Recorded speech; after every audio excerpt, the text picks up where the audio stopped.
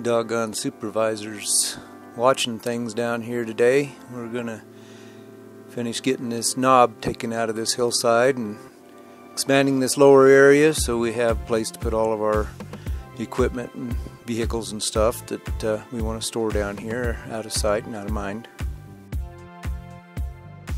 So we were able to bring out the big guns.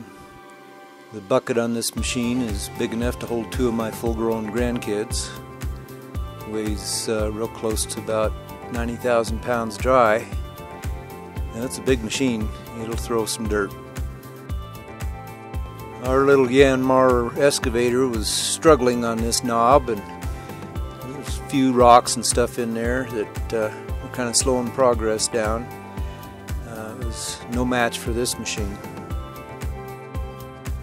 So we're making some dirt piles here, as far as I can throw that dirt over there, and then I'll move the machine and move it over some more, and about 3 or 4 moves we can get all the dirt put over the hillside where we want to backfill on this area. And it'll be a loose fit backfill, but it'll eventually compact down, give it a couple of years or so, and make a good area for us to use. I'd kind of like to save some of these trees I'm having to take out, but yeah, they'll make good firewood. We can always use firewood.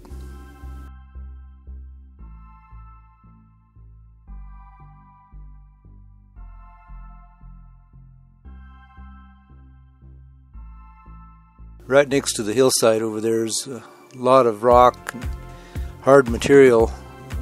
Even this machine was struggling on some of that, so I decided to kind of go around it, and then as soon as I get this dirt moved out of the way, I'll come back at it at a different angle. One thing I did find out about this big machine, it may dig like crazy, but boy, it uses fuel like crazy too. I think that fuel tank is over 100 gallons, and yeah, it'll take a tank of fuel pretty quickly.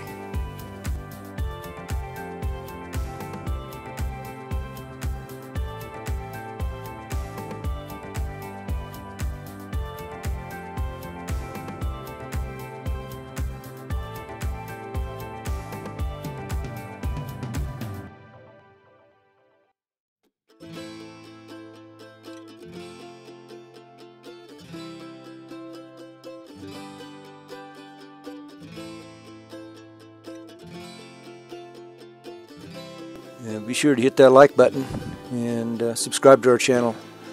We got lots of videos out and lots more coming out.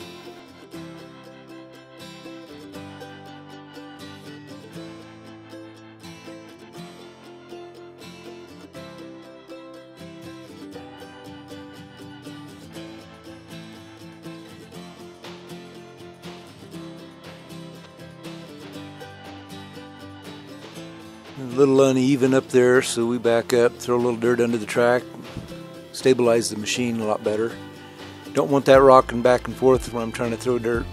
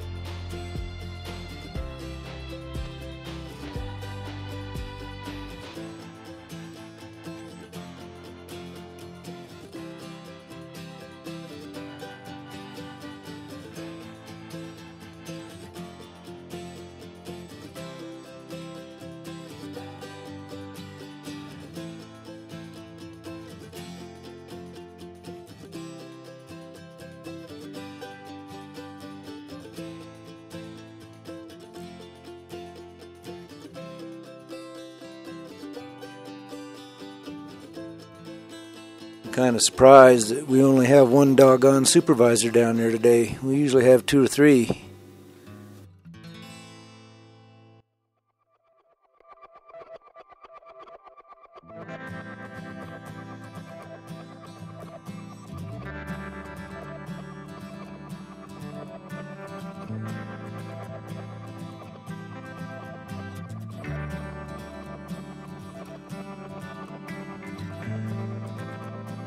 Up here we're realigning this roadway a little bit, making it a little better to come down the back hillside over here, and just realigning things, grading them out, making them a little better. Right now we're just kind of roughing things out.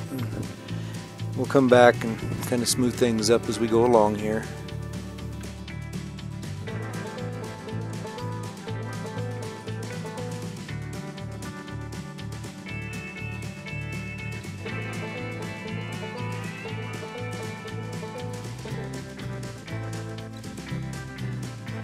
Back area of this excavation is kind of rocky too. I'm not going to spend a whole lot of time over there right now, but we may expand that area back a little bit more later on as time allows.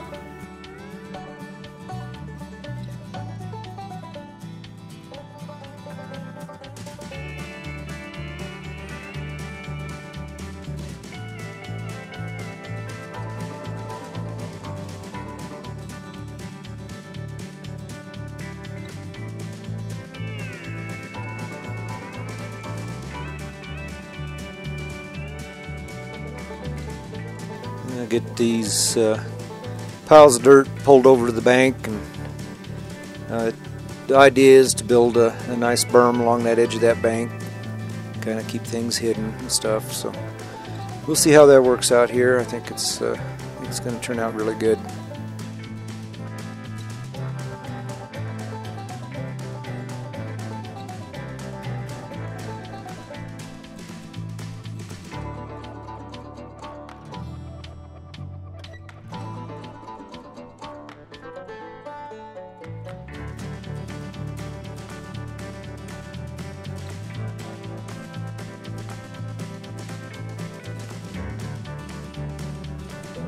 I didn't shoot any grade through here. We just kind of guesstimated it to what was kind of halfway, well, level, but still drain water.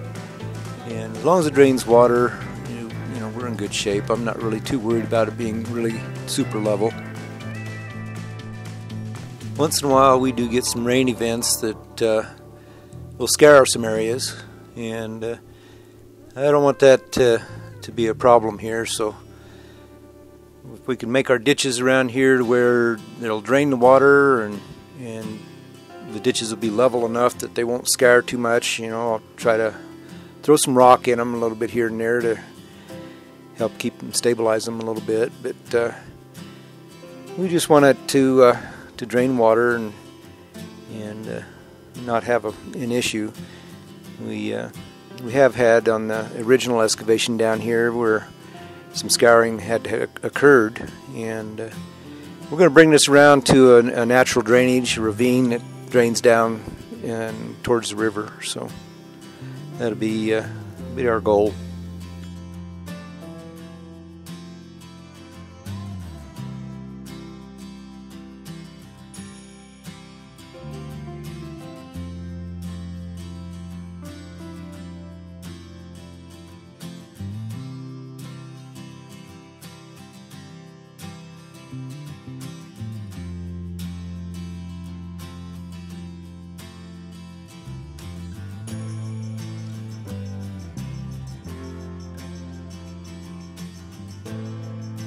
So most of the berm is built, and we basically are going to call this completed, at least for this year. We may do some little touch-ups, some dress-ups a little bit next year. We're definitely going to do some more grading in here and grade it smooth.